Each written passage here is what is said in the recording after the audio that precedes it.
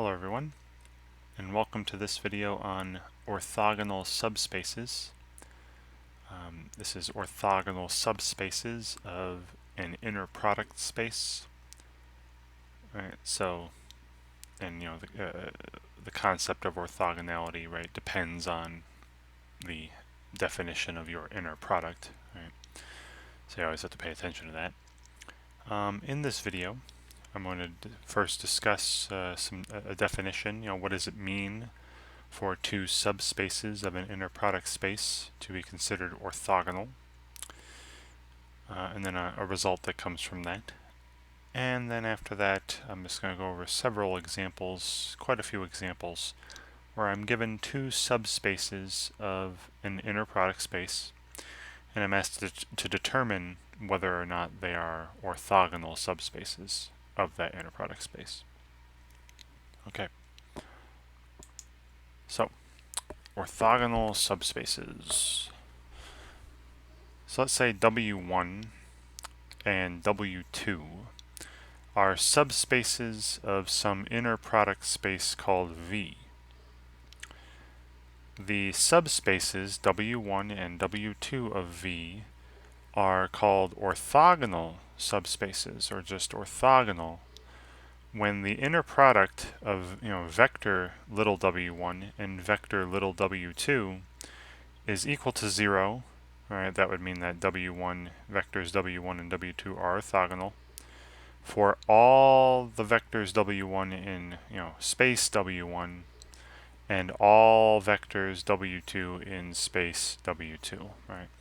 So another way to put this is that two subspaces are orthogonal to one another if every vector in one along with every vector in the other have an inner product of 0, or if every vector in one space is orthogonal to every vector in the other space. Right, then the two subspaces are called orthogonal. And we'll use the typical notation of the little kind of the perpendicular symbol to state that two spaces are orthogonal as well. And something that results from this, when you have two spaces that are orthogonal, their intersection, so you see down here W1 intersected with W2, their intersection is only going to contain the 0 vector. Alright, so the only vector that orthogonal subspaces share is the 0 vector. Alright, and hopefully this makes sense, right? Remember, it would go this way, no problem, right? The 0 vector belongs to every subspace, right? So it's definitely going to belong to the intersection of two subspaces. And the other way around, if I had a vector, say V, that was in W1 intersect W2, that means that V is in W1 and it's in W2, but they're orthogonal. I mentioned they're orthogonal, so that means that V, the inner product of V with V, right, a vector from W1 with a vector from W2, should be 0. And if you remember positive definiteness, the fourth property of inner products, the only vector whose inner product with itself will be 0 is the 0 vector, right, or the only vector orthogonal to itself will be the 0 vector. So this is going this direction, probably a little bubble here. So if W1 and W2 are orthogonal subspaces, orthogonal vector spaces, then their intersection will contain only the 0 vector. Now, be careful. It doesn't work the other way around. Right?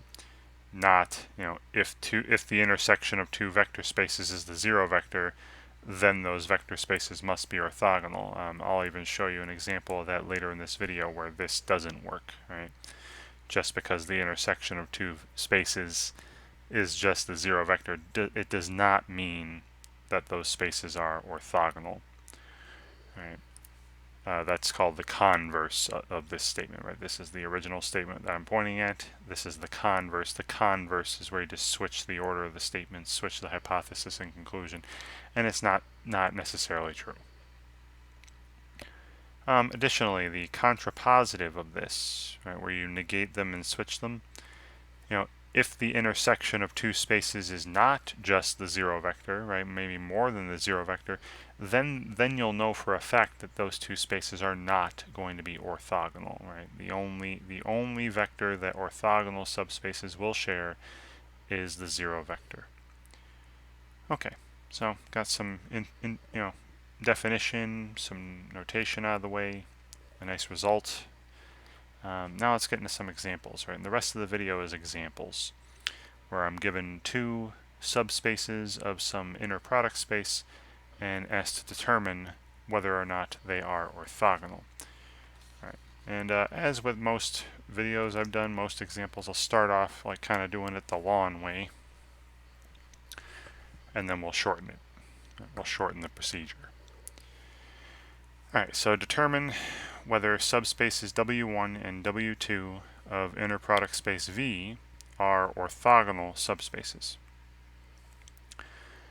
And my first several examples are going to be from R2 and R3, also using the standard inner product, right, the dot product.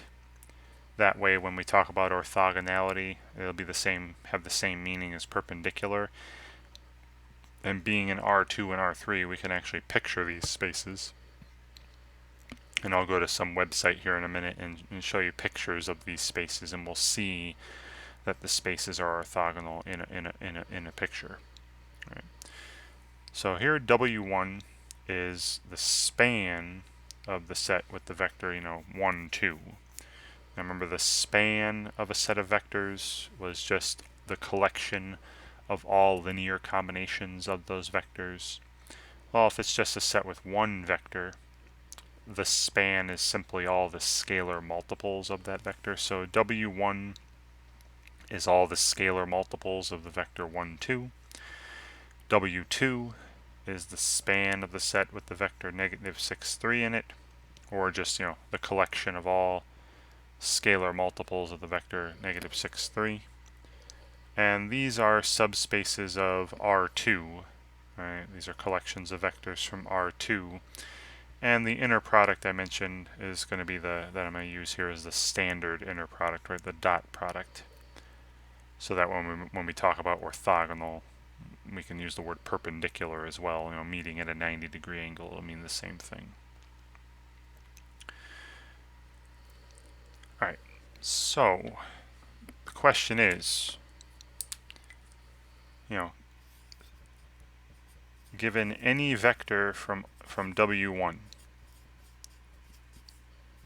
and any vector, say little w1 here from the first space, well, let me represent this in some way. All right, I'm going to have W1 here, this vector W1, represent any vector from this space W1. And remember, any vector from space W1 is just some scalar multiple of the vector 1, 2. So I'm going to say some scalar multiple, so C1 for the first scalar in my writing here, times the vector 1, 2, right? Where C1 is just some real number, right? It's a scalar.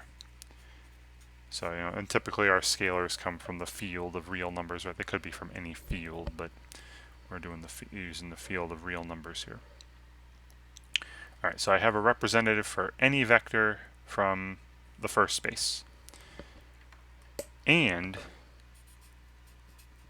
any vector from the second space.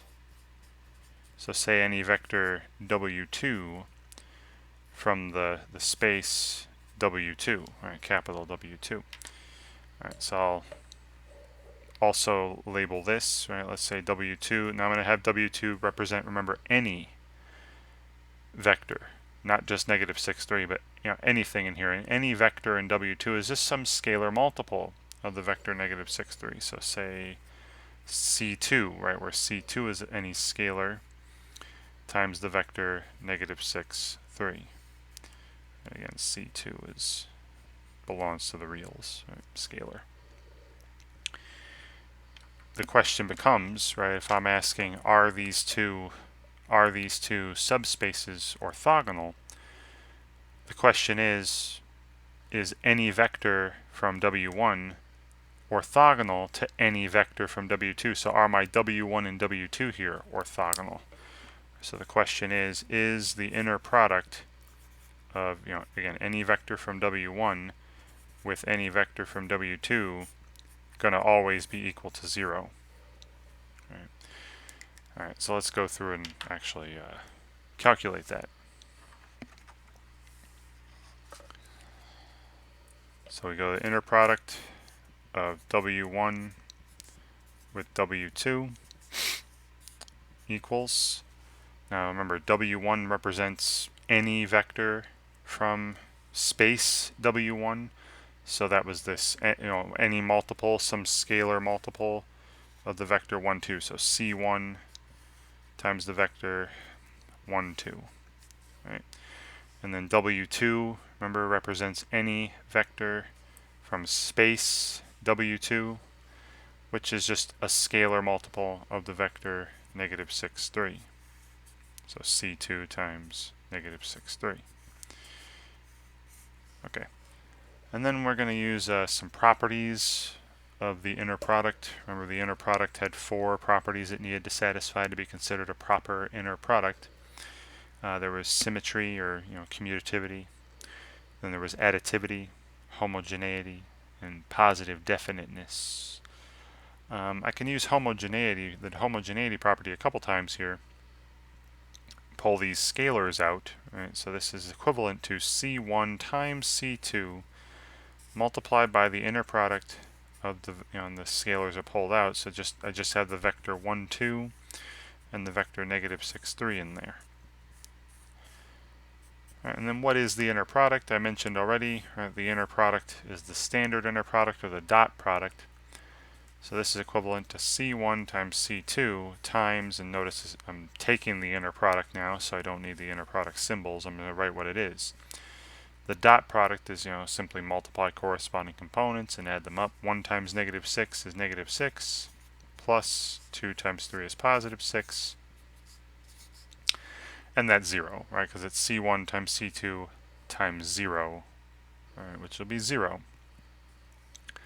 So the answer to the question is yes, right? Yes. The inner product of any vector from the first set with any vector from the second set will be 0. Right? And again, these are any vectors, because C1 and C2 could have been any scalar. So we would then say that W1, that subspace, and W2 are orthogonal subspaces of R2.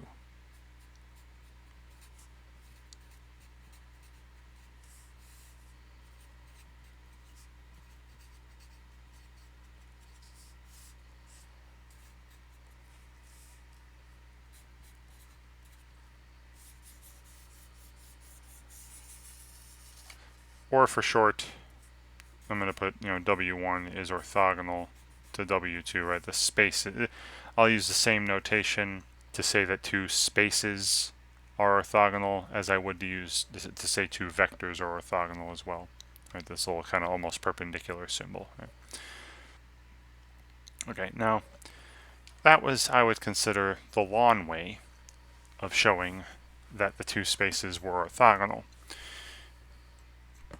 If you notice, throughout this calculation, you notice I had my scalars, sure, I had C1 and C2. But you notice how those scalars did not factor in any way into the inner product being 0. They were pulled out, and then I just took the inner, I ended up only taking the inner product of 1, 2 and negative 6, 3. So the scalars really didn't matter, right? The C1 and C2. What mattered were this vector 1, 2 and negative 6, 3, which are we could say the basis vectors for W1 and W2. And let me show you what I mean. Right. So W1 here, right, the span of the set with 1, 2, this has an obvious basis, right? Here's a basis for W1, set W1. Just the set with the vector 1, 2. Right, that's obviously a basis, because clearly it spans the set, right? That's the way it's defined, and it's an independent set of vectors where there's only one non-zero vector in it. Same thing for W2, right? Again, the way and this is going to be the way it is for all the examples in the video. I have it kind of written where it's pretty obvious what a basis is for each space. But if it's not obvious, you're going to have to figure it out. And you should know how to do that if you're at this point in your studies. Alright, so a basis for W2 here is just that set with the vector -6, 3.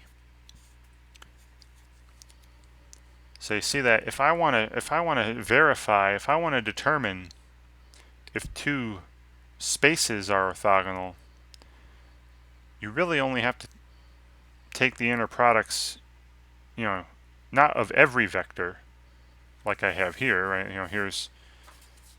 This is the inner product of every, a representative of every vector from the first space with a representative of any vector from the second space. Notice that those scalars again were not needed. I just need to focus on the basis vectors, right? 1, 2, and -6, 3.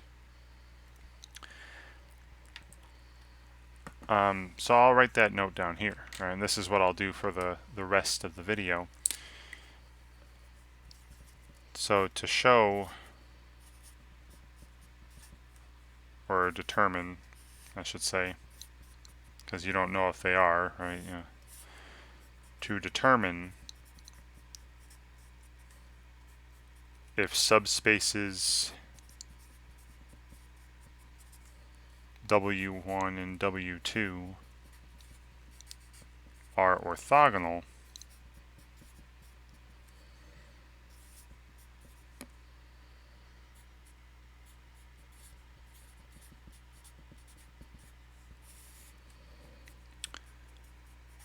find the inner product of, again, little w1, little w2, and I just replace w1 with any of the basis vectors for a space w1,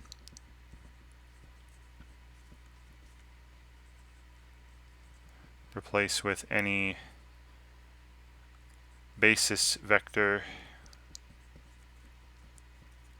of w1, space w1, and then this second vector w2 here, this is, you can just work with the basis vectors for space w2. Use the basis vectors for space w2.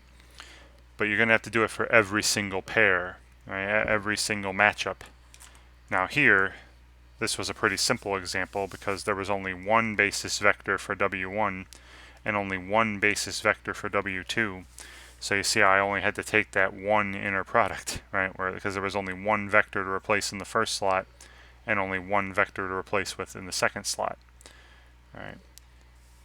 But if if w1 had 3 basis vectors and w2 had 5 basis vectors, then I'd have to do 15 of these, because I'd have 3 choices for the first slot and then 5 choices for the second slot. I'd have to do all 15 inner products and see if all 15 of them were 0.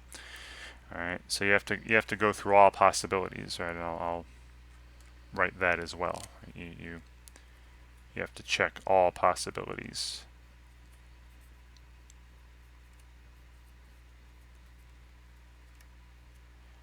All possible pairings. All right. Okay, now for a picture, right? I mentioned this is, these were vectors in R2. and the dot product was the inner product. So when I say orthogonal, we can talk about being perpendicular, meeting at a 90-degree angle. Let's take a look at these spaces in R2. All right, so I got GeoGebra.org up here, their two-dimensional graphing site. And here is one of those basis vectors, the vector 1, 2. And then here's the span of 1, 2. Remember, all the scalar multiples of the vector 1, 2 would form a line, right? 0 times 1, 2 would be the origin. 2 times 1, 2 would be out here. Negative 1 times 1, 2 would be down here. But, every vector that's a scalar multiple of 1, 2 would fall on this line.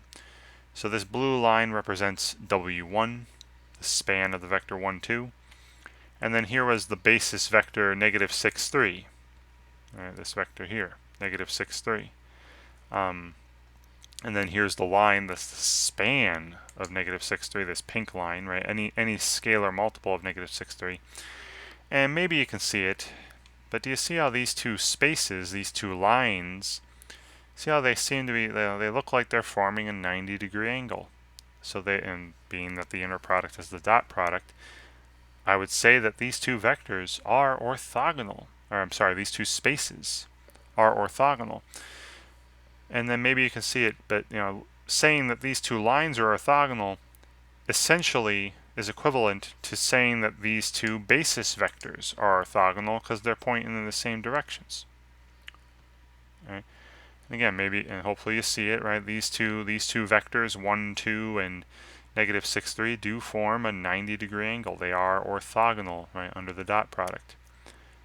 And there's, again, W1, W2, right? The spaces spanned by those forming a 90-degree angle. They are orthogonal subspaces. And can you see that their intersection would only be the 0 vector? Remember, that was one of those the only result I really mentioned on the first page, right?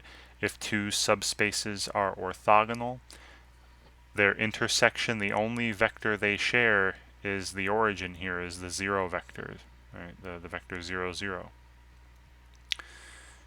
Okay, so hopefully this picture was clear. And you can see that they are orthogonal spaces under the dot product. All right, let's look at another example. Still from R2. Okay, still from R2. This time I want to look at a picture first. All right, let's see if we look at a picture first. Could we determine, could we guess if these two spaces were orthogonal? So W1 is the span of the vector, the set with the vector 3, 4, all the scalar multiples of 3, 4. So again, that's just going to be a line containing the origin in R2. Same thing here, W2 is the span of a single vector, right? So another line, right? The vector 2, negative 1. And again, the inner product space is R2 under the dot product. Okay. All right, so this time I'm going to look at a picture first, right? So let's get rid of these from my last example. So remember, one of those basis vectors is 3, 4. The other one's 2, negative 1. Here's W1, right? The span of 3, 4. And here's W2, the span of 2, negative 1. Now, if I zoom in a bit here, maybe you can tell they're close, but they do not form a 90-degree angle. These two spaces, these two lines. So I'm saying, based on this picture, that these two subspaces, W1 and W2, the span of 3, 4 and the span of 2, negative 1, I'm going to say that these are not orthogonal. All right, these are not orthogonal. And again, we're only going to check using the basis vectors, right? Using V3 and V4 there, using 3, 4 and 2, negative 1, right? And again, you can see that these two basis vectors are not forming, they're close, but they're not forming a 90-degree angle. So because the basis vectors, aren't orthogonal, the subspaces spanned by those basis vectors will not be orthogonal either. All right, let's actually verify that. All right, so as before, I'm going to write my basis vectors. Right. So I'm going to call B1 a basis.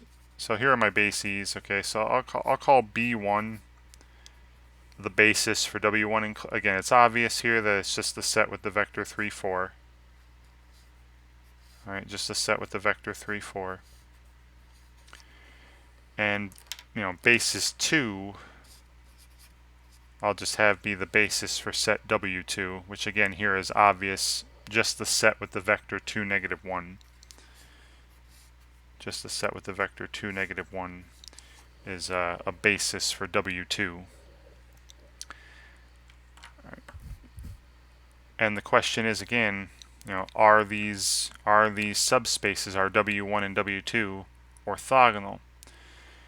Now you could do what I did last time, where I just I take any scalar multiple of 3, 4, and then any scalar multiple of 2, negative 1, and take their inner product. What you're going to notice is, just like with the last example, the scalars will not be necessary. You're going to eventually just end up taking the inner product of the basis vectors.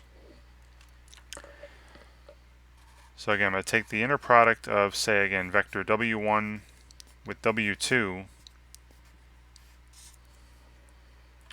where I go through all possibilities, where this first vector is from my first basis, right, and this second vector is from the second basis. Well, the first basis only has one vector in it. The second basis only has one vector in it. So 1 times 1 is 1. There's only one possible, there's only one pair I need to check here. So we got the inner product of, the vector 3, 4 with the vector 2, negative 1. And remember, the inner product, the way it's defined here, and again, pay attention to how the inner product is defined. Remember, the concept of orthogonality, being orthogonal, all depends on the definition of the inner product. So, I've said this before in other videos, but you really have to pay attention to how the inner product is defined. And if it's a Euclidean space and the inner product is not defined, just assume the dot product, right? It's called the standard inner product for a reason.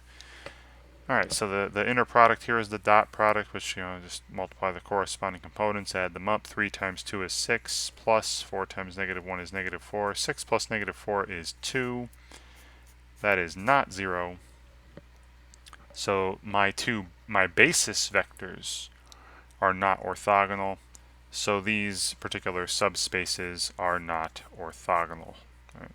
So that means that W1 and W2 are not orthogonal subspaces of R2. Right? They're still subspaces of R2, but they're just not orthogonal, right? If you take vectors in this space and do the inner product with vectors in this space, you're not going to get 0, right, all the time, or ever, except for the 0 vector. Right? Obviously, anytime you do the inner product with the 0 vector, you're going to get 0. So yeah, W1 and W2 are not orthogonal subspaces of R2, as I kind of guessed from that picture, right? When I went to the GeoGebra website, right? Saw that those two lines, right? These were represented by lines on R2. Those two lines weren't forming a 90-degree angle. So, being the dot product is the inner product here, they're not perpendicular. They're not orthogonal. Now, remember what I said earlier. Just because two spaces aren't orthogonal subspaces, doesn't mean that their intersection can't just be the 0 vector, right? That's still happening here. Right, if I go back to the picture, right, remember here's W1, right, the line that's spanned by the vector 3, 4. Then here's W2, the line that's spanned by the vector 2, negative 1. You see how, again, these two subspaces of R2 only share the origin. their intersection is the 0 vector, but they're not orthogonal, right? So again, don't use that as the only criterion. Right? Just because two subspaces intersection is only the 0 vector, that does not mean that those spaces are orthogonal, as you are seeing here. Right? Okay, so just be careful with that. All right. So now let's bump this up.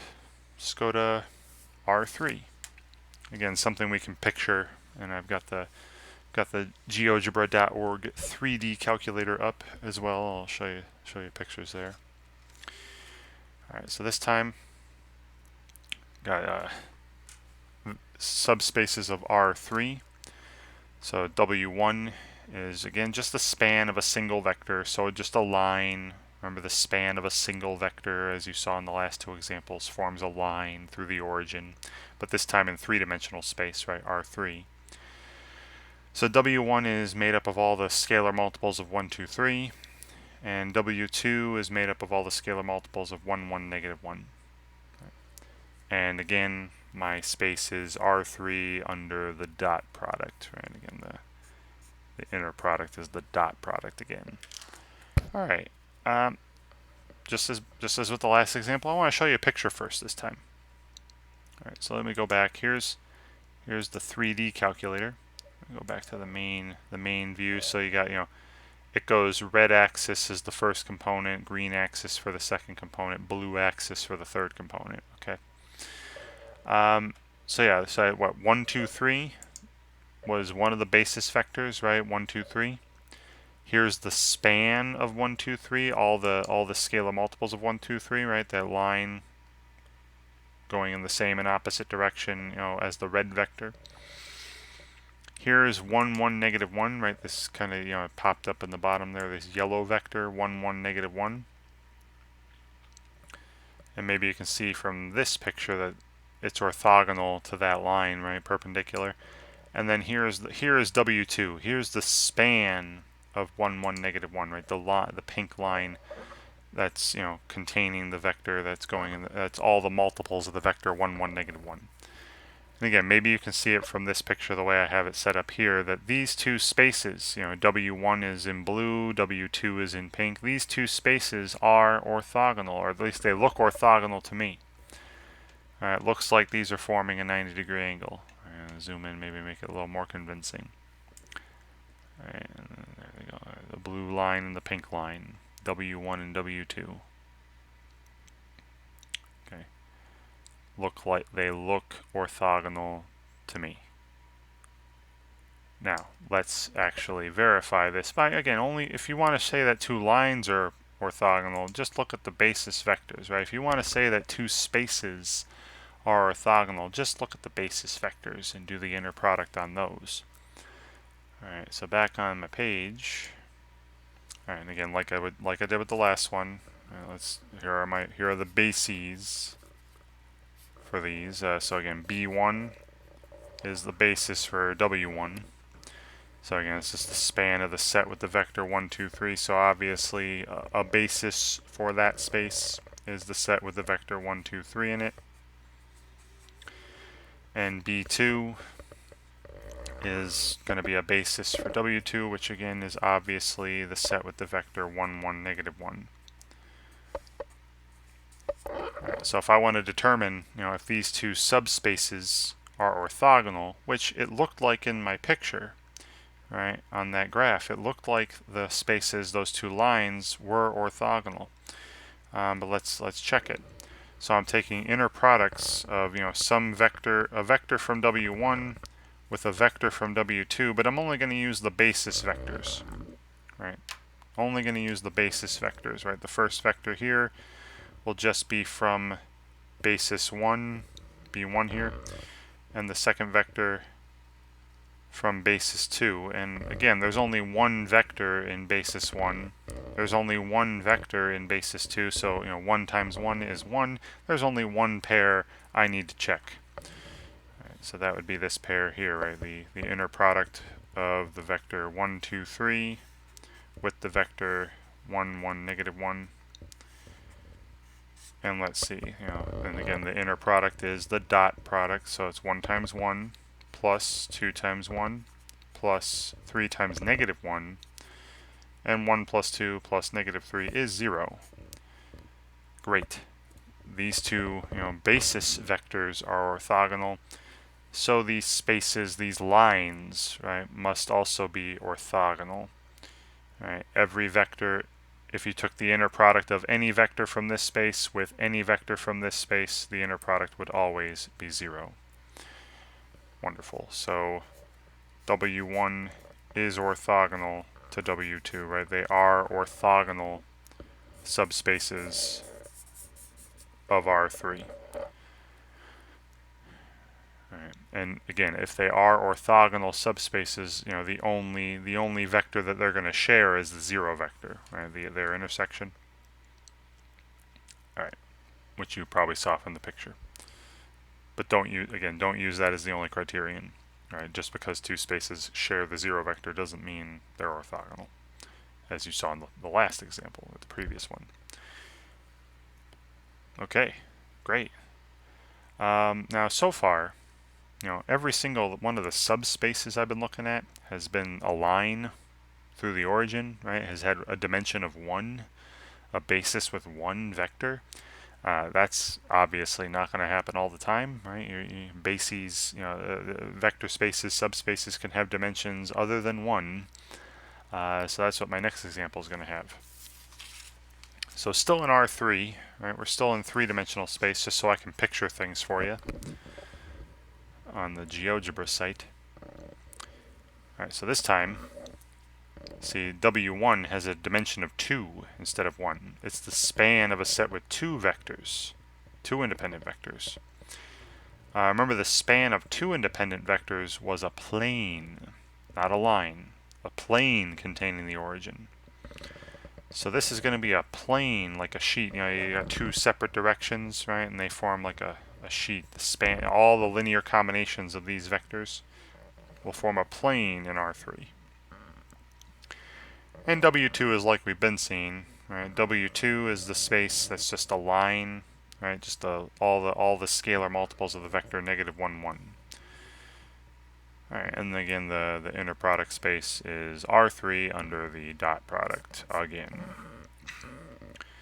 All right, so again, let me go to a picture.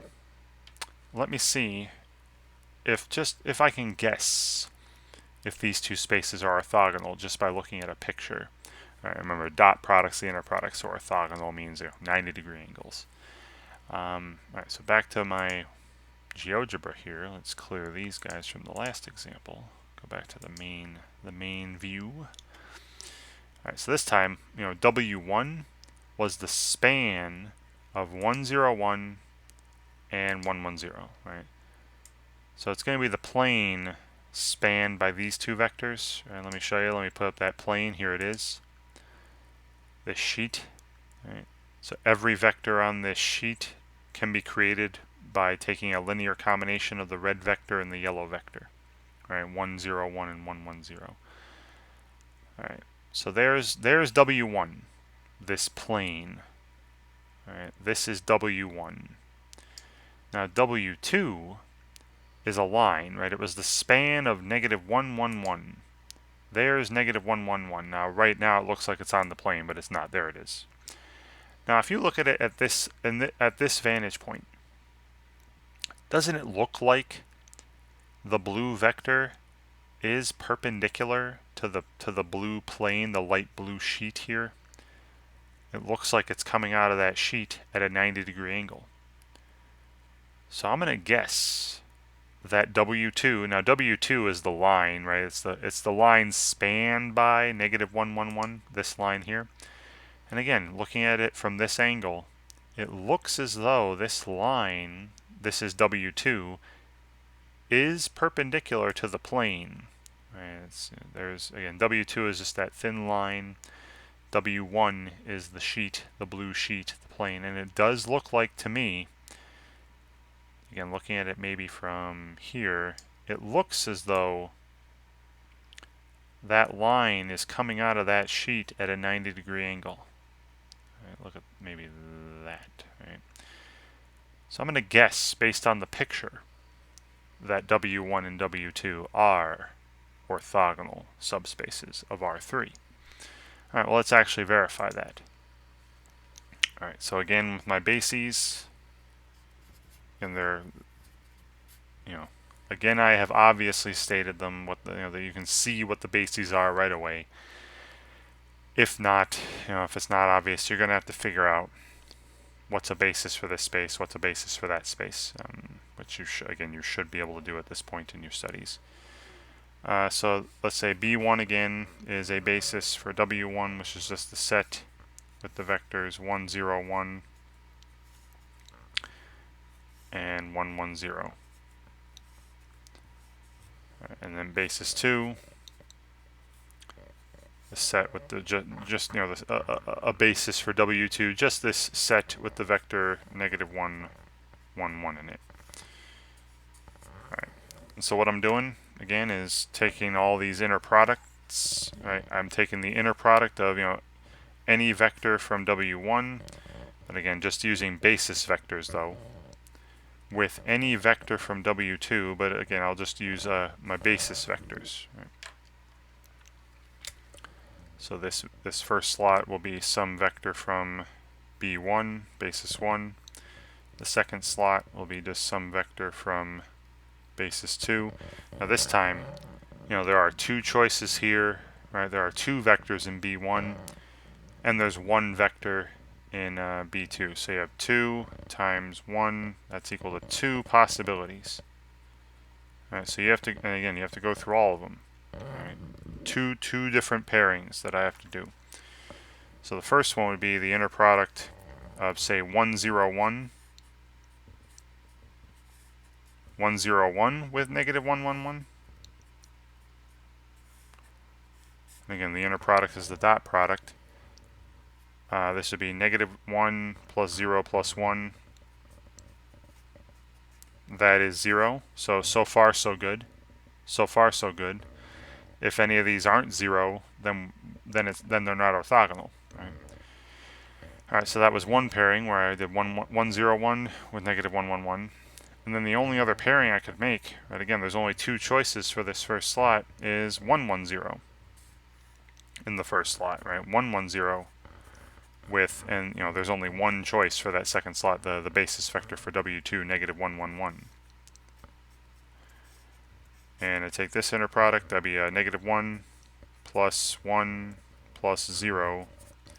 That's also 0, so fantastic. Every single possibility, when I paired up these basis vectors from W1 and W2, every single possibility, every single possible pairing had an inner product of 0. They were all orthogonal.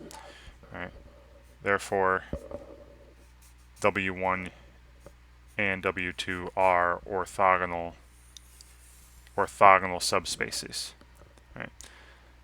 So that means you could take any vector from W1, take its inner product with any vector from W2, and the inner product should be 0. All right. And if you don't believe it, let's test it out. Let's try it. All right, let's try it with just. Let me take any vector from W1. So how about 3 times 1, 0, 1 plus 5 times 1, 1, 0. So that would be the vector, 3 plus 5, that'd be 8 for the first component, then 0 plus 5 would be 5 for the second component, then 3 plus 0, 3 for the third component. So this is from W1, right? It's some scalar multiple of 1, 0, 1 and 1, 1, 0. And then let's take negative 4 times negative 1, 1, 1. Right? This any scalar multiple of negative 1, 1, 1. This would be positive 4, negative 4, negative 4. This is a vector from W2. Right? And if what I said is correct, if what I showed you here was correct, then the inner product or the dot product of these two vectors should be 0. Right, and this would be for any vector from W1 with any vector from W2. Let's see, their inner product. What's the inner product of 8, 5, 3 with 4, negative 4, 4? 4, negative 4, negative 4. That'd be 32 plus negative 20 plus negative 12, that is 0. Right? And again, that's the way it should be. This is just one example. That's just one example, but you take any vector from one space, do the inner product with any other vector from the other space, and if those spaces are orthogonal subspaces, then your inner product will be 0. Okay, and again, we kind of guessed that they would be looking at a picture. Right, but you're not always going to be able to look at a picture. Like, what if you're in R4, R5, or P2, or R2 by 2, M2 by 2, other vector spaces besides Euclidean spaces. What if you're in other vector spaces? It's going to be hard to picture. Right? That's why I'm doing most of these examples here in R2 and R3. All right, so here's my last example from R3, and then we'll go into some ones that we can't picture. Right, with other inner product spaces other than Euclidean space. All right, so this is similar. I've got a plane, and I've got a plane and a line again. All right, so this is again the span of two independent vectors. This is some plane in R3, and the W2 is just a span of a single non-zero vector. This will be a line through the origin in R3. And again, it's R3 under the dot product once more, right? And again, pay attention to how the inner product is defined, right? Here is the dot product yet again.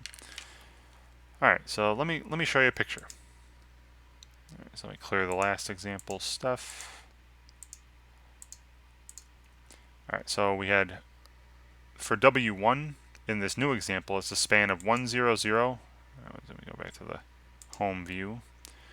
So you see 1, 0, 0 is this red vector here, this tiny one, 1 to the right, 0 up, 0 to that, 0 in the green direction, 0 in the blue direction, 1 in the red direction, right? And 3, 2, 0, which is on the same plane, right? It's 3 in the red direction, 2 in the green direction, 0 in the blue direction. So you see they're on the same plane. Right? You can see that maybe on this view. So when I graph the plane, it's just the XY plane. It's just the red and green axis plane there. You see it's like right on top, right? So there's that plane. Now, I'm hoping you can see that, if I had a line through the origin perpendicular to this, it would be the blue axis. All right, the blue axis going straight up and down here, that's the only line going through the origin that's perpendicular to this plane. But the line we're given is the span of 0, 2, 3. Here's 0, 2, 3. And here's the span of 0, 2, 3, right? This pink line. Do you see how definitely that pink line in this plane spanned by the red and green vectors are not perpendicular? Right? That is not forming a 90-degree angle with that plane, that sheet. So just by looking at these pictures, I can deduce that these two subspaces are not orthogonal. All right, but again, let's go through and verify it with calculation. All right, so again, I'll write my bases. The bases for each. Again, I'll do B1 for the first one for W1. Very obvious once more. All right, it's just the set with the vectors 1, 0, 0 and 3, 2, 0. And basis 2 for the set W2, the other space. Again, very obvious. The basis for that space is just the set, or a basis for that space is just the set with the vector 0, 2, 3 in it. All right, and then to verify, whether or not, to determine whether or not these spaces W1 and W2 are orthogonal, I'm going to take the inner product of any vector from W1 with any vector from W2, but I'm really only going to use the basis vectors. All right, as you can see, again, you can set up if you wish. You can take maybe C1 times 1, 0, 0 plus C2 times 3, 2, 0 for the W1, so that represents any vector from W1, and then maybe C3 times 0, 2, 3 for W2.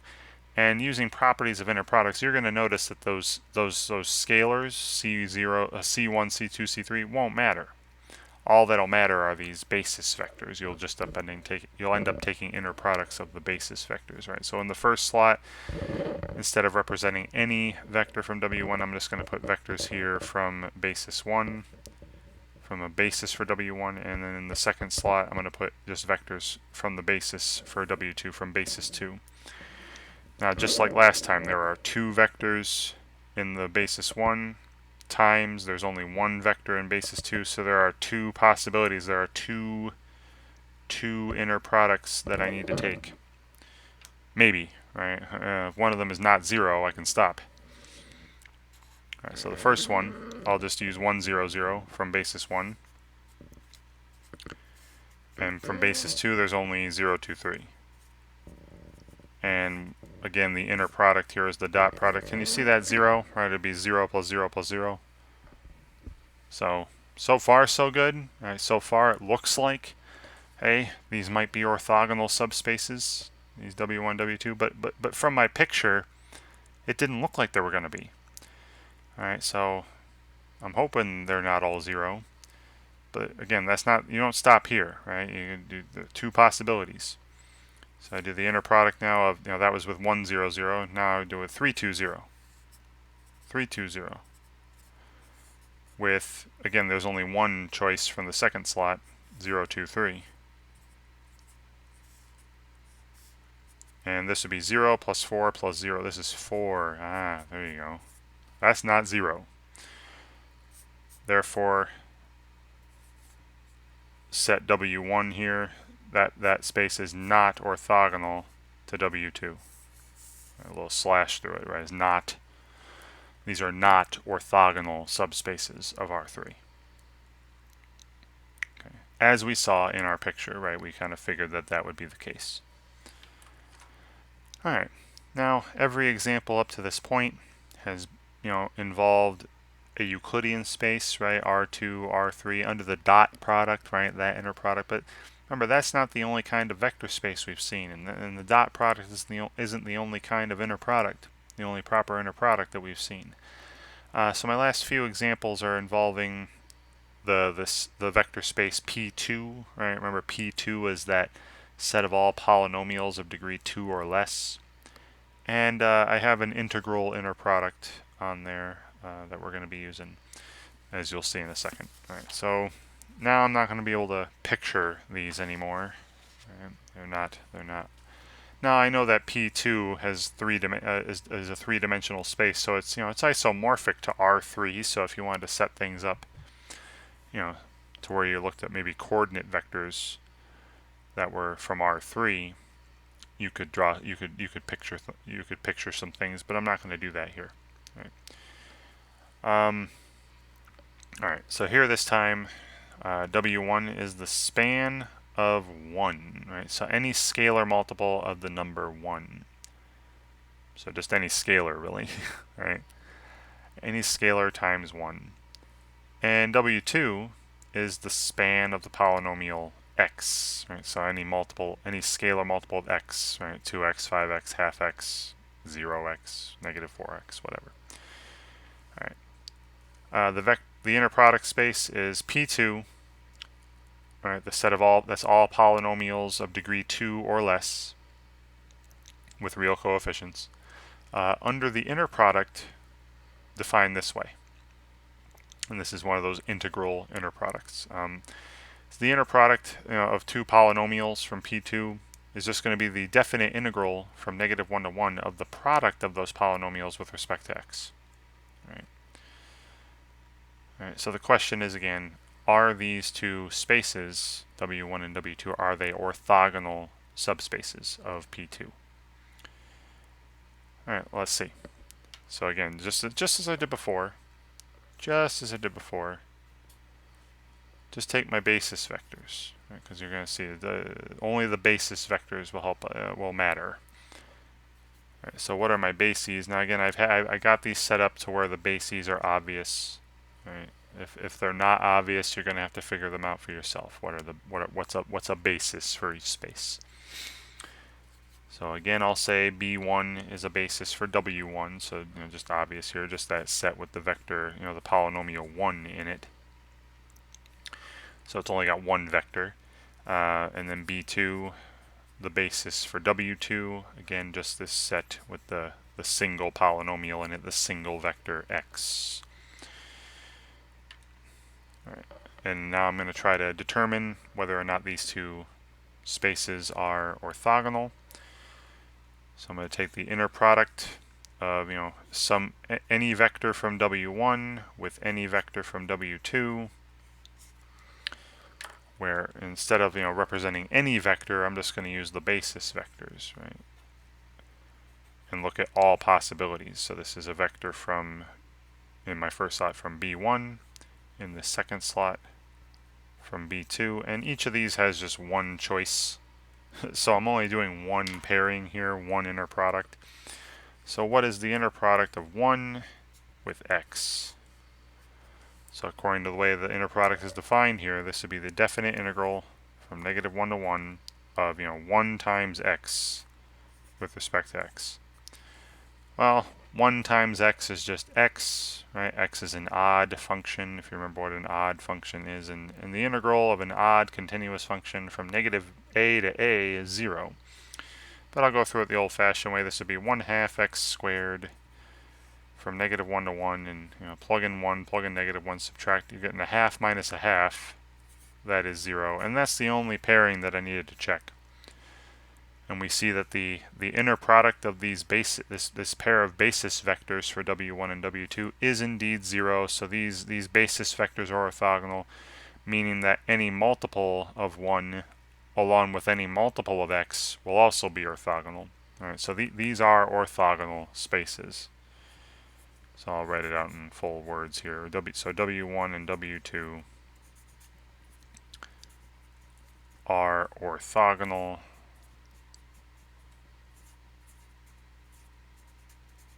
subspaces of P2.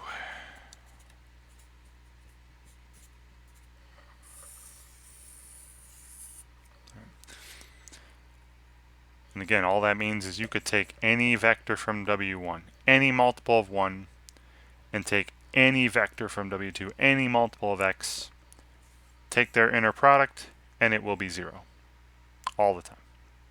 And you can go ahead and test that out if you wish. All right. Great. All right, let's try another one. Again, no pictures here. So this time I have a 2-dimensional vector space, subspace, and a 1-dimensional. Like last example was just 2 1-dimensional subspaces, right, where the bases had one vector. So here, again, still the same inner product space. Okay, so P2 with the same inner product, right? That the inner product of two polynomials is the definite integral from -1 to 1 of the product of those polynomials with respect to x. All right. So W1 is the span of 1 and x, right? So any linear, basically P1, right? It's just any linear combination of 1 and x. So some number times 1 plus some number times x, that'll belong to W1. And then W2 is just the scalar multiples of x squared. All right, 2x squared, 5x squared, -5x squared, whatever. Any scalar multiple of x squared. Okay. So just as before, I'm trying to determine whether or not these are orthogonal subspaces, right? If I take any vector from W1, do the inner product with any vector from W2, will I get 0 every single time? All right, so let's look at again, you could set up, you could do it the long way like I did in that first example way back in the beginning, near the beginning of the video. But you'll notice if you do it the long way that the scalars you throw in there won't matter, and what'll matter are just these basis vectors. All right. So again, I'll call B1 the basis, which again is obvious. The way I've written it is just a basis for W1 is the set with 1 and x in it, and B2 is a basis for W2, which again is pretty obvious the way I've set it up. This is just the set with x squared. Alright, so this time B1 has 2 vectors, B2 has 1 vector. And we're taking these, right? We're taking the inner product of any vector from W1 with any vector from W2 and seeing if we get 0. but I'm only replacing these with basis vectors. Okay. Now, just as those other examples previously, right, there's 2 choices for the first slot, 1 choice for the second slot, 2 times 1 is 2. There's 2 possibilities I need to check. So the first of these I'm going to check is what's the inner product of 1 with x squared.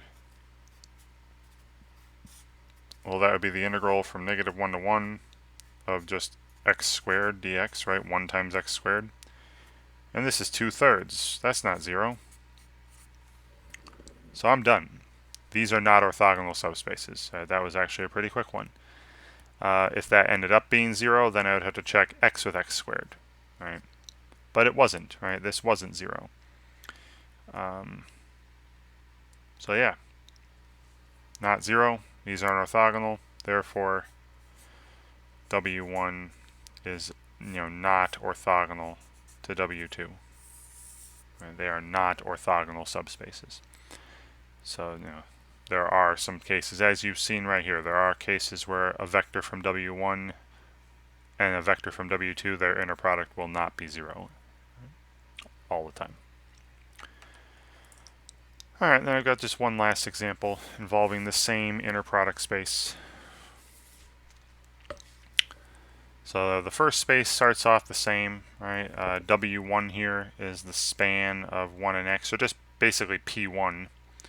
It's all the linear polynomials, the polynomials of degree 1 or less, multiples of 1 plus multiples of x. And W2 this time is not the span of just x squared, it's the span of x squared minus a third. So all multiples of x squared minus a third is in this set. So I got 2-dimensional subspace, 1-dimensional subspace of P2 under the same inner product. Right? It's the same inner product as the last 2 examples. Alright, so this time I'm not going to write all the basis stuff, right? It's the last example. Let's just get through this. So the first inner product I would check is with 1 and x squared minus a third.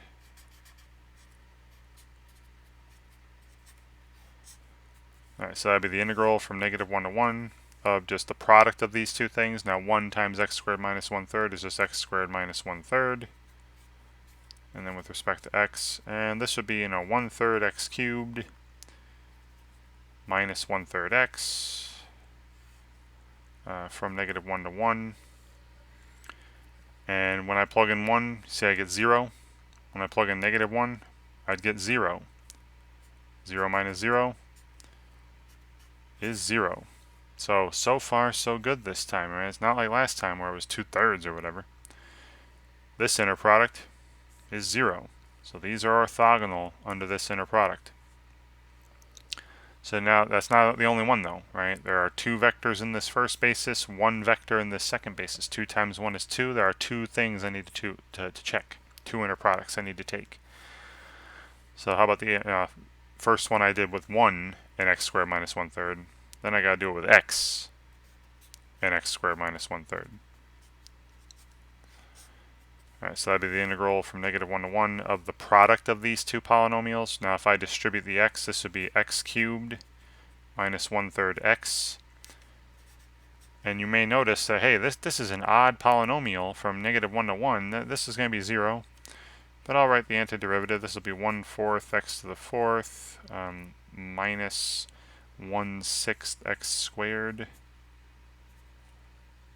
Alright, and then from -1 to 1. And when I plug in 1, I get the same exact value as when I plug in -1 because of these even powers, and then subtract anything by itself from itself, you're getting 0. So check, check, and those are the only 2 possibilities with these basis vectors, 1x and x squared minus 1/3. So, because I went through every possibility, every possible pairing of basis vectors of W1 with basis vectors of W2, and I saw their inner products are all 0, then this this subspace must be orthogonal to this subspace. These are orthogonal. All right, and then you can check this if you wish. You can try it out if you want. Take any vector from W1, So like 2 plus 5x or 5 minus 3x, whatever. Take any vector from W1 and any vector from W2, like 3x squared minus 1, just multiply this by 3, and multiply x squared by minus 1/3 by any number, and take their inner product. Take their product, integrate from -1 to 1. You're gonna get 0. All right, I guarantee it, because we have verified that these are orthogonal vector spaces. All right. Great. All right, so I hope all these examples made sense, right? I hope the ones with R2 and R3 helped you out intuitively with some pictures there. All right, seeing some pictures now. Again, the examples I've shown in this video, every single space I was looking at had either a dimension of 1 or 2, right? That is not always the case. If W1 had a dimension of 5, a basis with 5 vectors, and W2 had a dimension of 7, a basis with 7 vectors, then you'd have 35 different possible pairings, right? You'd have 5 choices for the first slot and 7 choices for the second slot. 5 times 7, you'd have 35 possible pairings, 35 different inner products you might have to take to verify that some subspaces are orthogonal. But I doubt you'll ever come across a problem with that many possibilities. Maybe 6 max, where it's like dimension 3 and a dimension 2. Yeah, so, you just want to make sure you understand the concept and not have you go through some crazy huge problem like a 35 choice thing.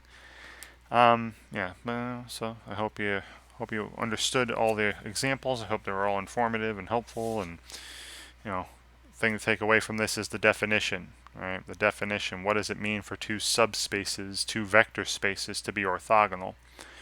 Right, in some inner product space. Right, that just means that if you take any vector from one of them and any vector from the other one and take their inner product, you're going to get 0 all the time. All right. So any vector from the first space is going to be orthogonal with any vector, or orthogonal to any vector from the second space, and vice versa. Wonderful. All right. And so I hope you enjoyed the video and also enjoy practicing problems in where you have to verify or determine if a pair of subspaces is orthogonal. That's the only way to get better at anything, is to practice it a bunch. And thank you very much for watching.